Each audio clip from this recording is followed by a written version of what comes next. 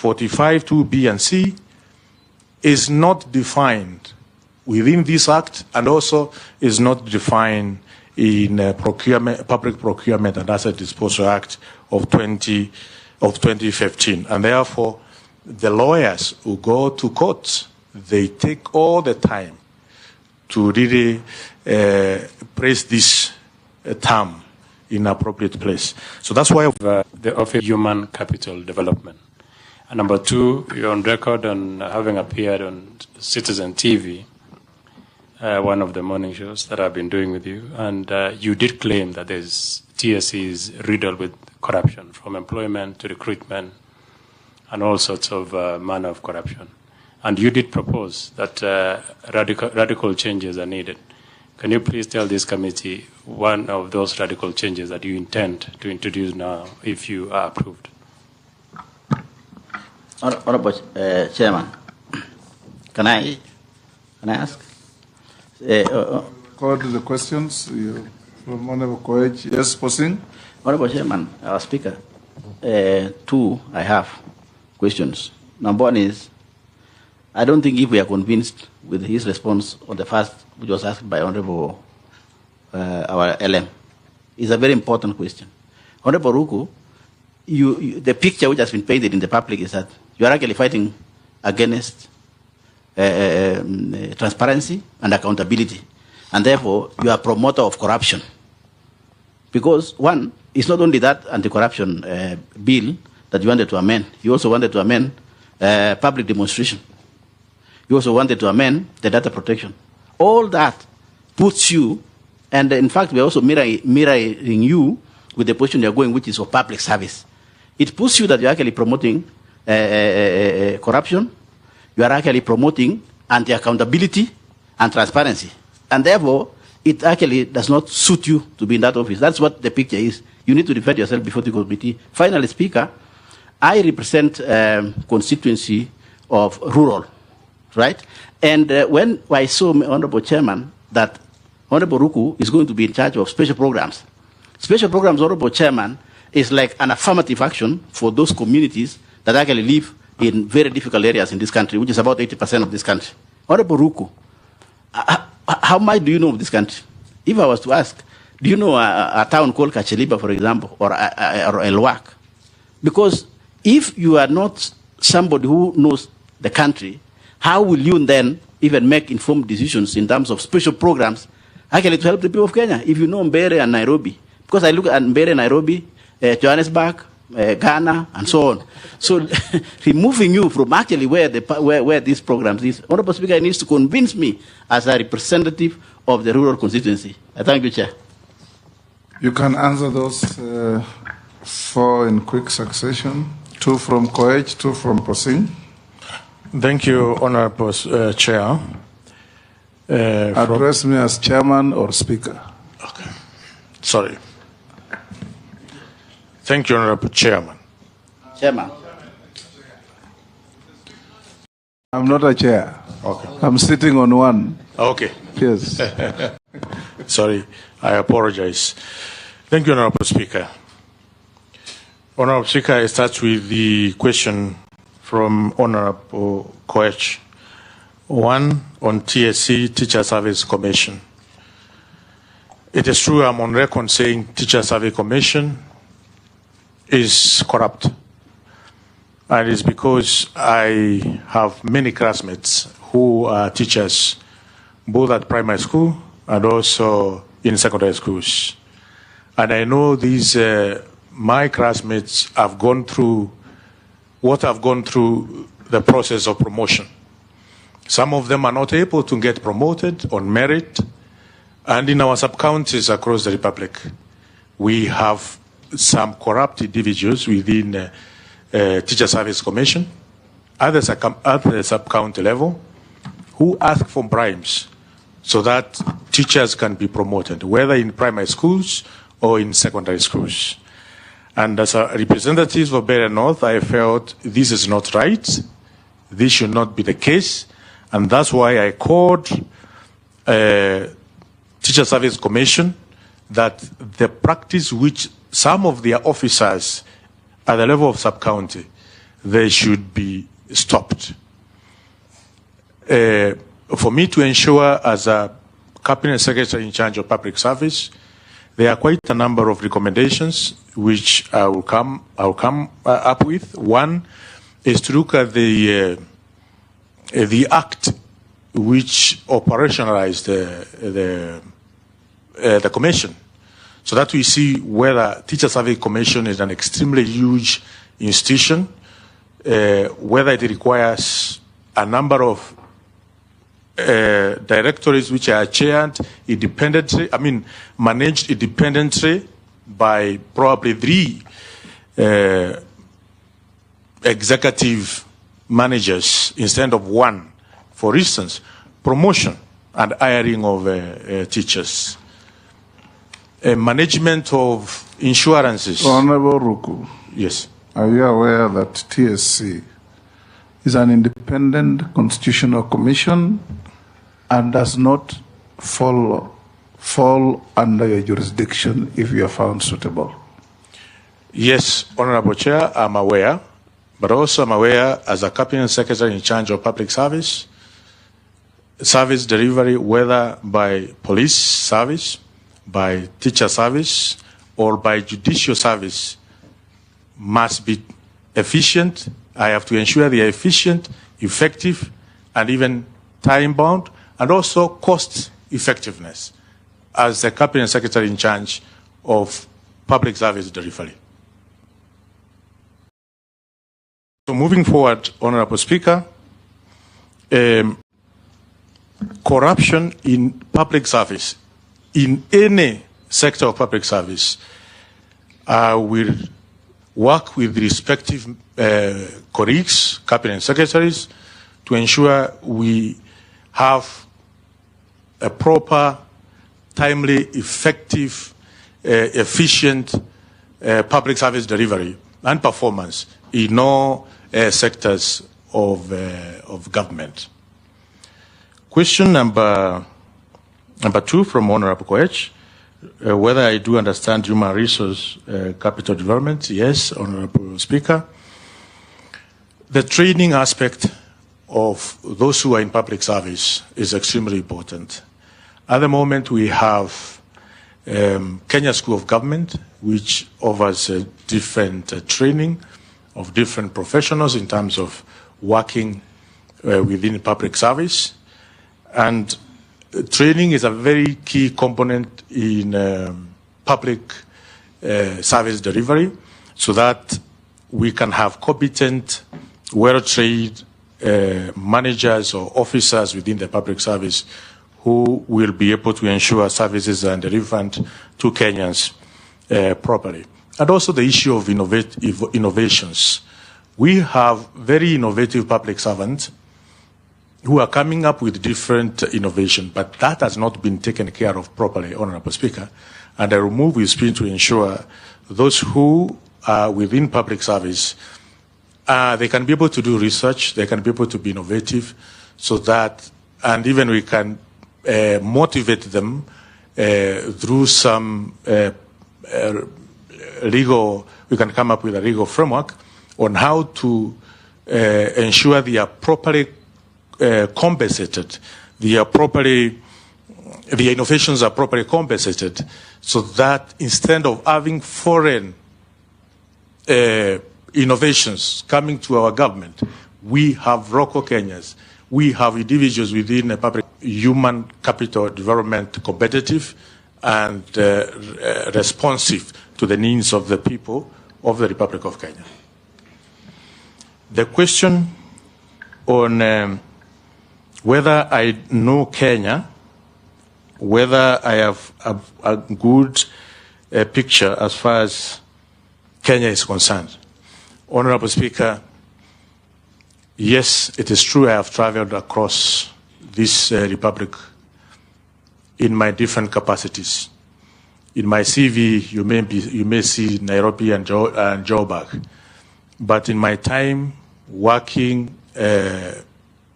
teaching as at Kenya School, Kenya Polytechnic, working with the Embassy of State of Israel, implementing carbon credit project in Kenya. I have gone in many countries, and it's true. For instance, we were doing a different research in Kapenguria. With when you are in the private sector, you tend to also add value to different other companies which I may not have put on my CV, but it is true. I have worked in different corners of this country. True, I have not been in a county like Mandera, but I have been in quite a number of. Sorry, I have been in Kisumu County. I have been in Mombasa County. No. I'm just saying the counties which have been. And by the way, I come from a marginalized community, which is also a semi-arid. And when you look at the research, the issues affecting the people of Bere, where the constituencies which I represent, they are very, very similar to the issues affecting the people of Tana River, the issues of the people of Turkana, and other corners of this country. Bere North is one of those constituencies that receive food distribution or food relief from the special program. And I know how this special program has really assisted the people of my community. And not only food distribution, also it is important to note that Bere North constituency receive porridge from Nakanek for all students, all pupils who are from PPP to all the way to grade 4.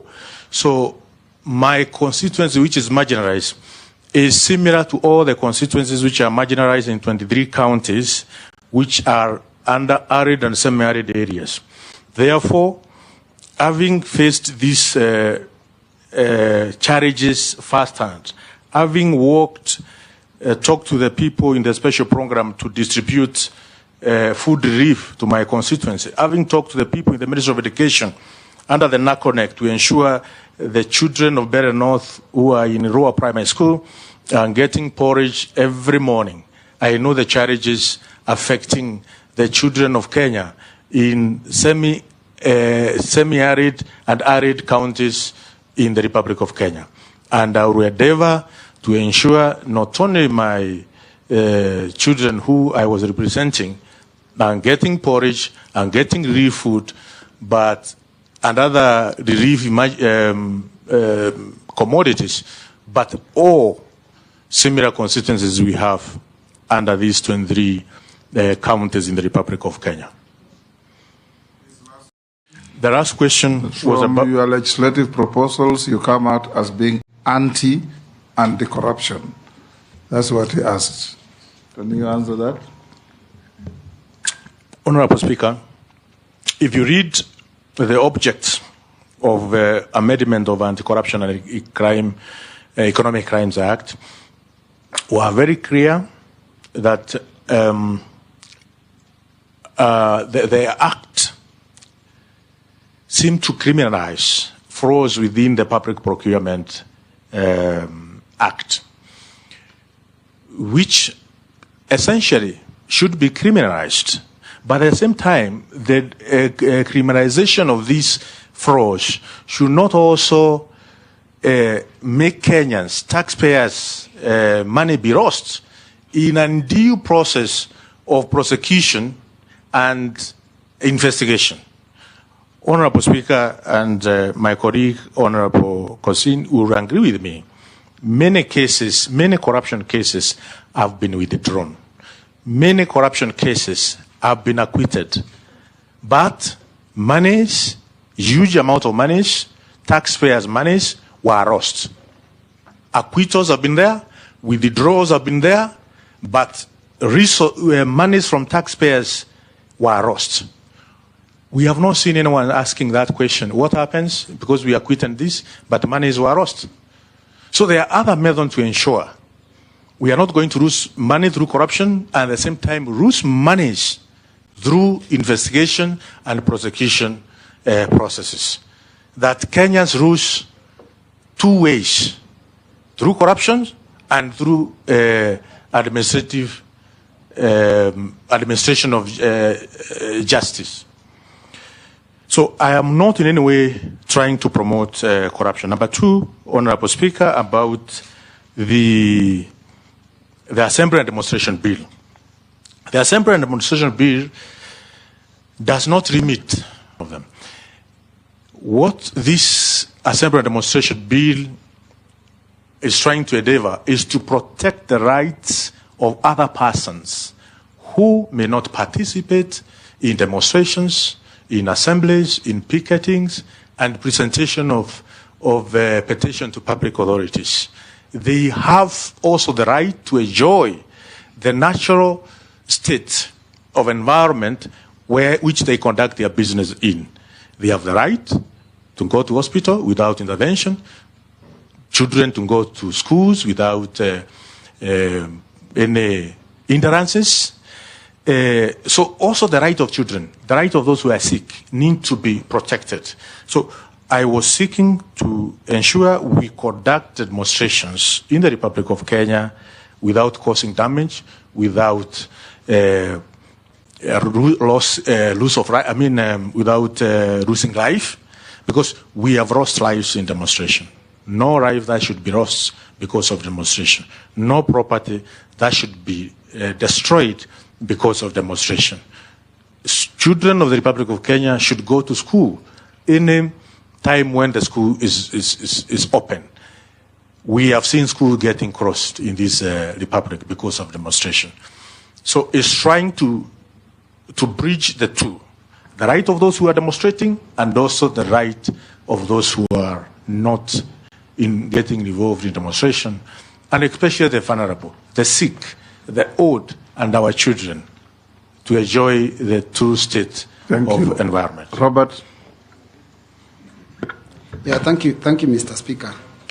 The Honorable Ruku, you are being proposed to be CS for public service and human capital. So, there's a point of order from Junet. Speaker, before we move forward, you see, the nominee is saying he's not limiting, he's not doing limitations of rights that have been given by the Constitution.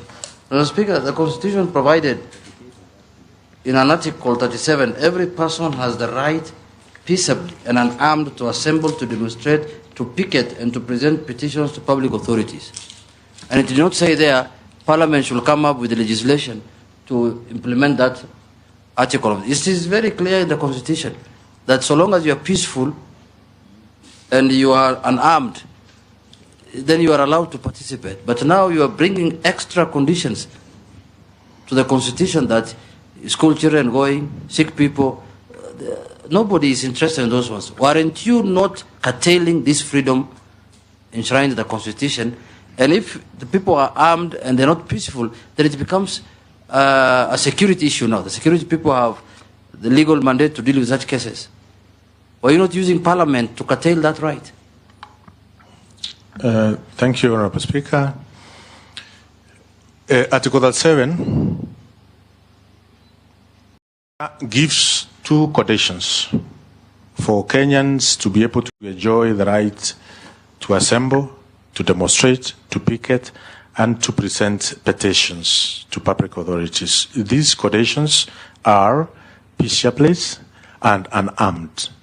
Honorable Speaker, we know we have seen armed demonstration, violent demonstrations in the Republic of Kenya.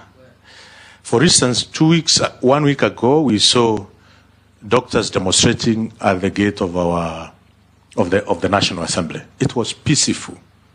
It was not armed. That is what the Constitution talks about.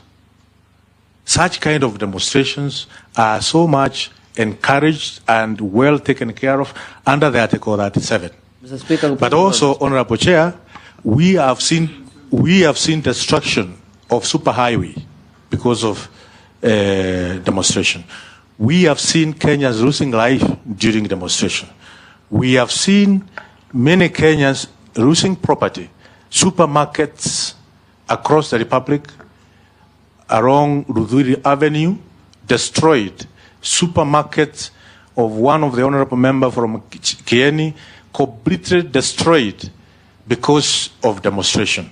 So as long as we have peaceful demonstration, we have seen teachers demonstrating peacefully and unarmed. Those demonstrations are the intent and the letter of Article 37 of our Constitution. But the demonstration which we have seen, where we have lost lives, where we have lost property, where destruction of national infrastructure or installations, those demonstrations are not foreseen in our Constitution. Thank you, Honorable Speaker. Yes, no, I'll not allow that. Robert? Yeah, thank you, Mr. Speaker, but it's important. If we have to tell time, I'll him, give you an opportunity later. Robert? It's important to remind the CS that, in fact, a lot of loss of lives in those demos came from police bullets, not the demonstrators. Now, these nominees for the Office of Public Service and Human Capital Development, and this nomination comes at a time when our public service is reeling under excessive deductions in their salaries because of additional taxation and, of course, increase in the deductions from NSSF and even the health fund. Now, and you know that, of course, salaries have not also gone up commensurate. Now, in one of the TV shows that you frequented very, very much, you did support very, very strongly the introduction of a tax that had been proposed for vehicles. In fact, you said when people have vehicles, then basically that is an income-making tool and that they should pay taxes. As you go to this office, do you still hold that view? Now, the second question is that recently one of our colleagues was captured telling fellow colleagues that they need to support the regime, because when you support the regime, then you can be given letters to go and appoint people in your constituencies. And that was for Teacher Service Commission. Now, this is another commission that employs on behalf of government. So my question is, what are you going to do to ensure that there is not skewed employment and that employment does not become, a preserve only of those that are in the ruling party? Thank you, Mr. Chairman. Owen? Thank you. I've already said public service, TSC is independent. Yes.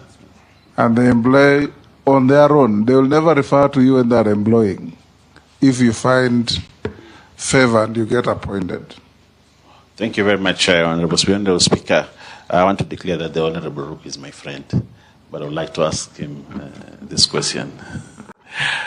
That the Honorable Ruku is on record many a times propagating and promoting Mogoka, which is actually a very harmful substance among the youth.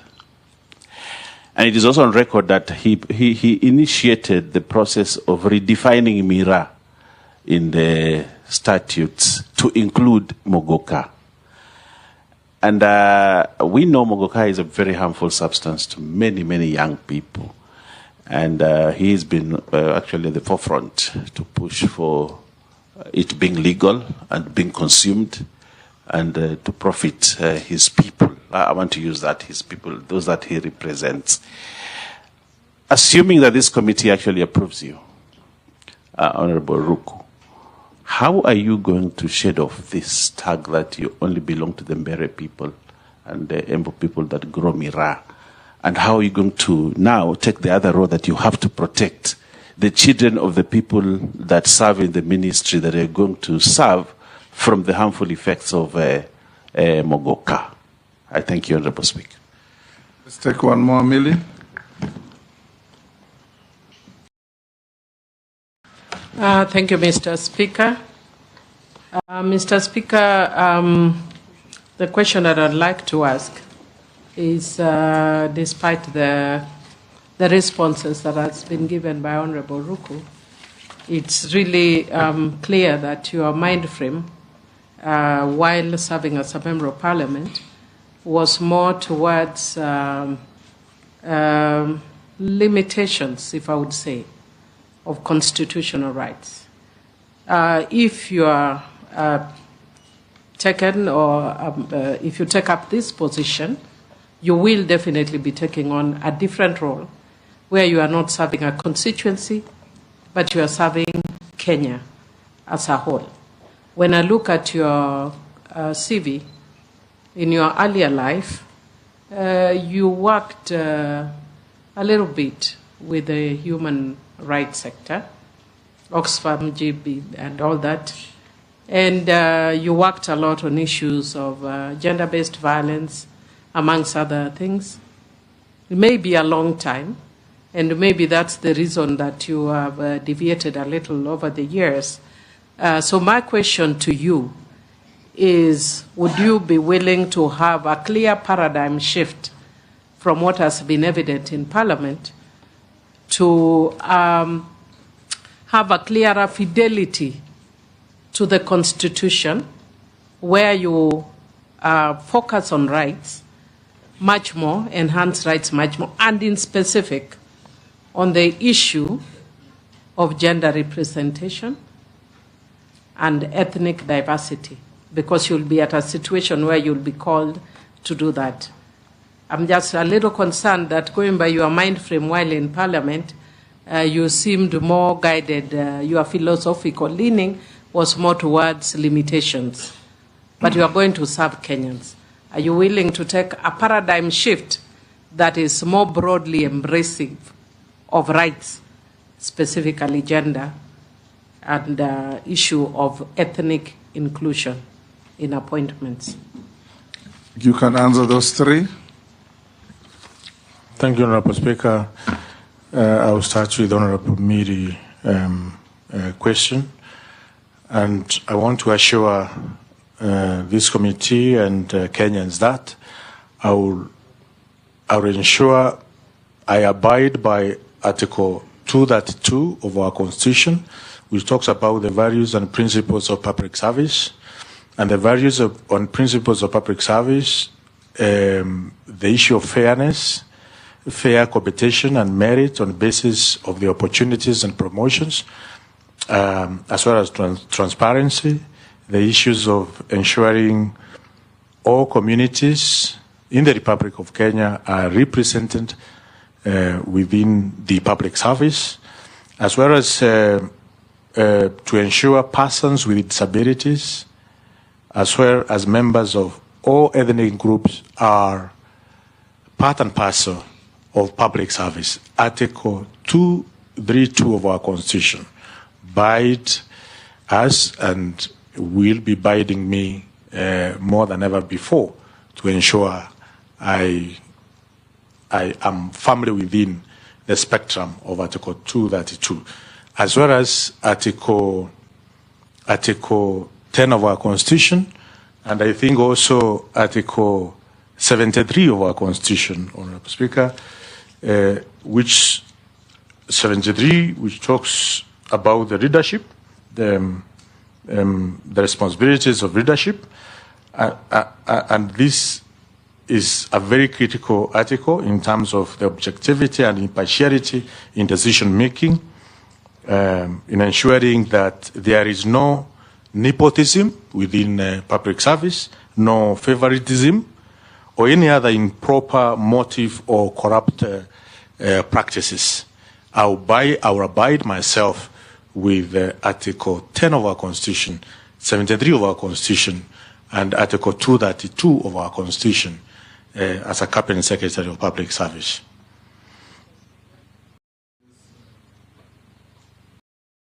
Thank you. I think that's a good, fair comment.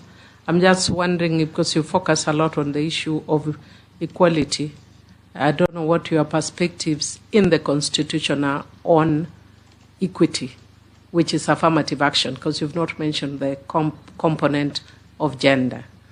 Because sometimes in being fair, you exclude, especially for a person like you who comes from a marginalized community. How do you intend to ensure that women are included, minorities are included? Of course, you've mentioned disability, so I won't harp on that. Thank you, Honorable Speaker. Honorable Speaker, I'm record on ASANS. I asked a question directed to Teacher Service Commission and also Public Service Commission on matters equity, on the issues to do with equity, and they responded my question. So even as a member of parliament, I'm on record having asked a question on equity, and probably I can directly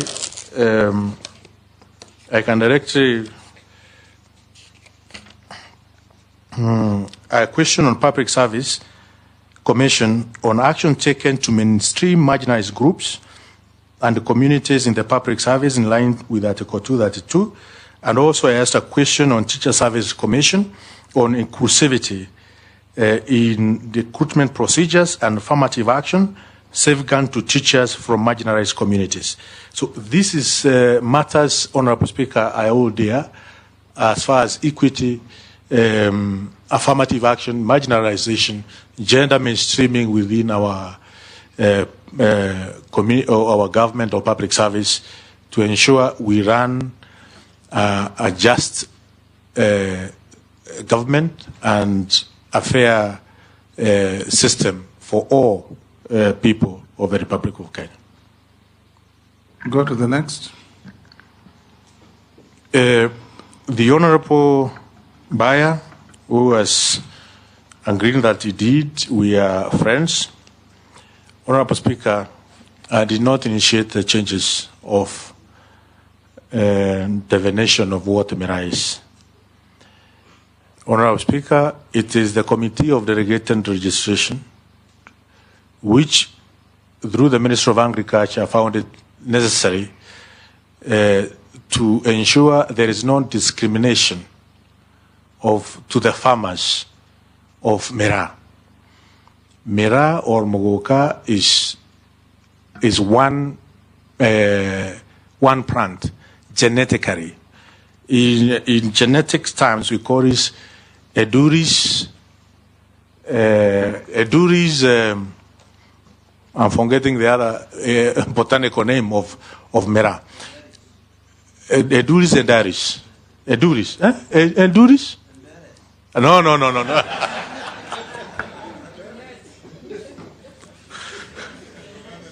Don't be misled.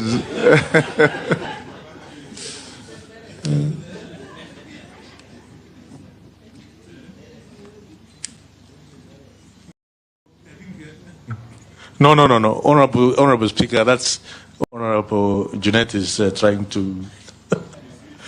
So the truth of the matter is Mogoka and Mera have a common botanical name, but different species. So the Committee on Delegated Registration through the Minister of Agriculture was just ensuring that both Mogoka and Mera are properly captured under our laws, so that there cannot be discrimination of farmers of Meru who farm Mera and farmers of Embu County who majorly do the farming of Mogoka. And it's not only farming of Mogoka happens in Embu County, but also in Makueni County, at the moment in Nyeri County, in Murang'a County, also in Nakuru County, even Machakos County. We have farmers who are doing the farming of Mogoka. In Meru University, Honorable Speaker, we have an institute which is dedicated to the research of Mera. And all the matters, all the questions in terms of what my Honorable Mbaya is trying to claim, that Mogoka is harmful, Mera is harmful, these are questions which can be answered by a government institution known as Institutes of Mera under the University of Meru, where we have researchers or professors doing the research in matters Mogoka, matters Mera. And not only the chewing of Mera, but also value addition of Mogoka and Mera. They have been found, there are research which have been documented and actually published in scientific journals on the benefits of Mogoka, the benefit of Mera. They are from Meru University, also from the School of Biochemistry, Kenyatta University, done by one Professor Pierre Ongoge, who is a very good researcher now. It's a committee of 21 members. It is the wisdom of the Ministry of Agriculture. Is a commission, is a constitution. The government is actually the largest employer in the Republic. That goes without saying. It consumes about 60% is bloated. The converse of that is we have these hundreds of thousands of young people who are not employed. Ghost workers, Honorable Speaker, is we have services. But also importantly, we need to unify, digitize quite a number of services, but they are still disjointed. We need to ensure they are unified. And also we need to ensure that we don't pose security risk through having vendors of this system. But it has had